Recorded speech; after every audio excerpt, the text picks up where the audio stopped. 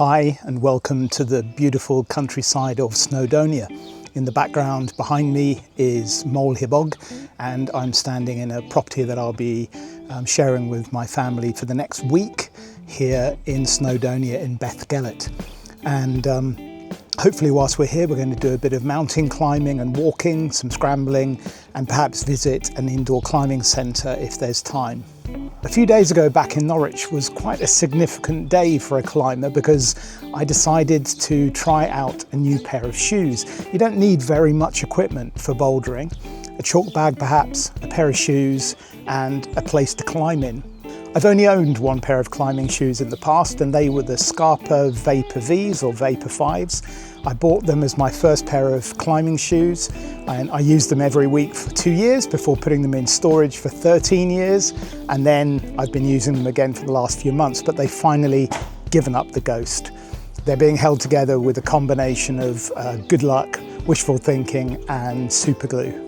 And so I made the decision to do a little research online, and I settled on the Sportiva Skwama as my first pair of performance shoes.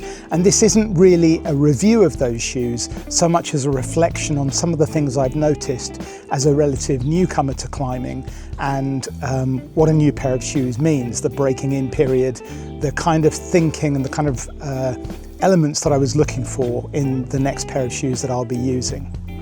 Now, I've got some notes here about some of the elements that I took into consideration. So I bought my shoes from Banana Fingers in the UK where I live.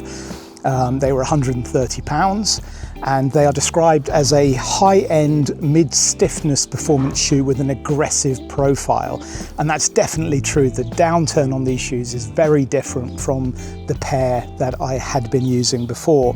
And then there's all kinds of geeky technological babble that I don't quite understand. It's got a P3 midsole technology built into it. It has 2 rubber compounds in the heel to maintain rigidity and stability. It's got a split sole, which I'm told spreads a little when you place weight in it, which reduces the edge deformation.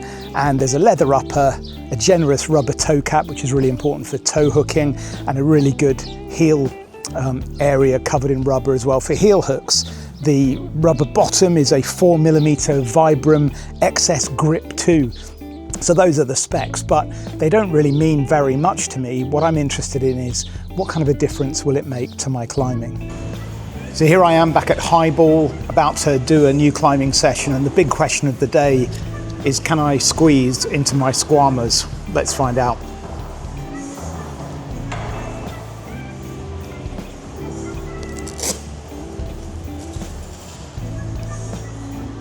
They are very small. Normally my street shoe size is a European 43, and I've gone downsized by 2 shoe sizes to a 41, which was what was recommended for me for my first set of performance shoes. Some people, I understand, go down all the way to 4 sizes smaller, which I can't even conceive of. The first thing I'll say is that they are comfortable, even though they're quite a snug fit. And the pulls at the back make it much easier to get them on. And then we've got this single Velcro strap to secure them. Well, they're on. Now it's time to find out how I climb in them. So this first route was a warm-up route, the purples on a new part of the Highball Climbing Centre that's been rerouted since last week. And as you can see, it requires a little bit of a rock over and I'm trying to be somewhat delicate in my footwork here, but it's not a particularly demanding first climb, and that's because I'm warming up. But the shoes at that point felt fantastic. This black route also had some fairly precise footwork, and this is the first point where I noticed that the new shoes are much softer and much more pliable than the older pair, and I noticed that I could actually feel parts of the footholds that with the stiffer Scarpa shoe I didn't notice. And I imagine that this is going to be quite a challenge when it comes to some of the really small nub holds that you come across on slab work, perhaps. Another purple root here.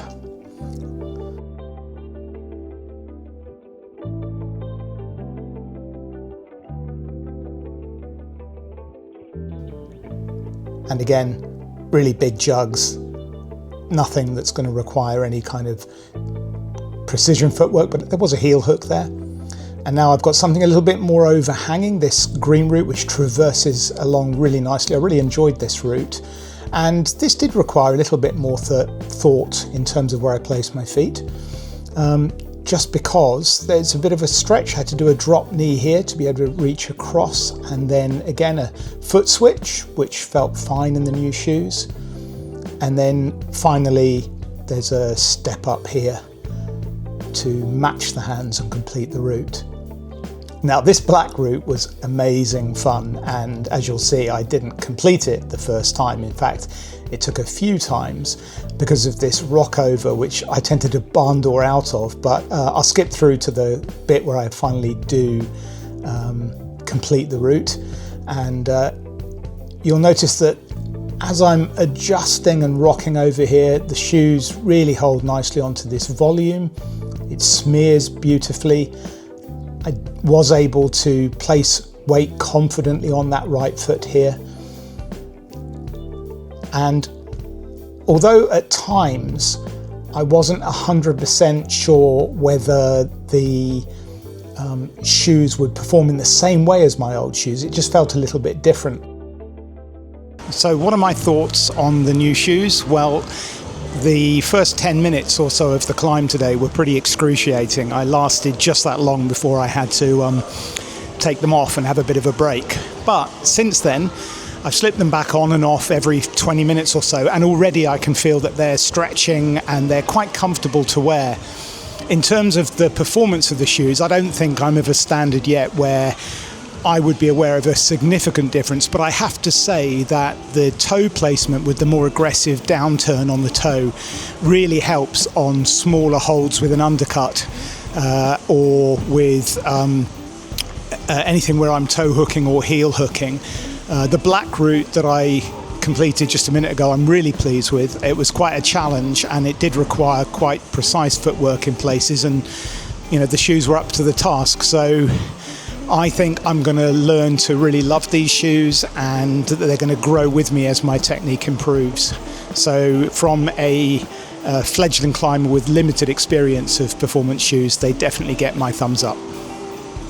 One of the things I really think you need to consider if you're not climbing at an elite level, such as me, is the degree to which you're willing to sacrifice comfort for performance. And I made sure that I haven't thrown away my old shoes so that if it becomes a little bit too much whilst these are being broken in, I can switch back again. My understanding is it can take 3 to 6 sessions to break a pair of shoes in completely. So I'm probably going to report back in a few weeks' time and let you know how they're progressing. Because even though a little earlier I said that they were comfortable, and they were, by the end of the session I had real ache in the underneath of my feet in the middle, and I could definitely feel that I'd worn them. But then that's true of breaking in new walking boots, or most boots these days. So do I think I over aggressively downsized by going down by 2 sizes? I'm not sure. Let's wait and find out. So thanks for watching another episode, and for those of you who have subscribed to the channel, I really appreciate it. It's coming along really well. I'm almost 1 month into this project now to become the best climber I can be at 56, and I really appreciate all of the encouragement and the support you've shown so far. So from Beth Gellert, thanks for watching, and hopefully I'll have some footage for you to see from some of the activities I've got up to here some point next week.